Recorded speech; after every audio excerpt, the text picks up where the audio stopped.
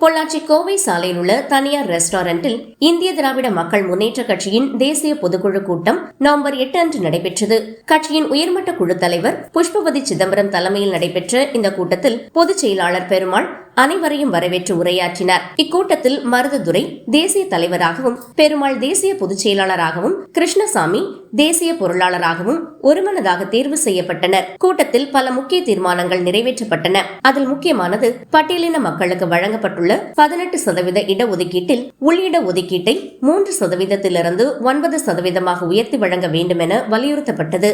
மேலும் தற்போதைய வாக்காளர் தீவிர சுருக்க திருத்த பணியை 2026 சட்டமன்ற தேர்தலுக்கு பிறகு நடத்த வேண்டும் எனவும் சமூக நீதி சார்ந்த பல தீர்மானங்களும் நிறைவேற்றப்பட்டன. இந்த கூட்டத்தில் உயர்மட்ட குழு உறுப்பினர் கிருஷ்ணன், மேற்கு மண்டல ஒருங்கிணைப்பாளர் கிறிஸ்டோபர், மாநில செயலாளர் கிருஷ்ணன், மாநில ஆலோசகர் கிருஷ்ணசாமி, மாநில பொதுச் செயலாளர் செந்தில்குமார், ஈரோடு மத்திய மாவட்ட செயலாளர் கிருஷ்ணகோபால், மாநில மகளிரணி செயலாளர் நித்யா உள்ளிட்ட நிர்வாகிகள் பலர் கலந்து கொண்டனர். இந்திய திராவிட மக்கள் முன்னேற்ற கட்சியினுடைய தேசிய பொதுக்குழு கூட்டம் இன்னைக்கு சிறப்பாக நடைபெற்றிருக்கிறது. அந்த கூட்டத்தில் மறைந்த முதல்வர் கலைஞர் அவர்களால் 18% இட ஒதுக்கீட்டு பட்டியலினத்தவர்களுக்கு கொடுக்கப்பட்ட அந்த பட்டியல் அந்த இட ஒதுக்கீட்டை அறிஞர்களுக்கு அது 3% ஒதுக்கீடாக வச்சிருந்திருக்காங்க.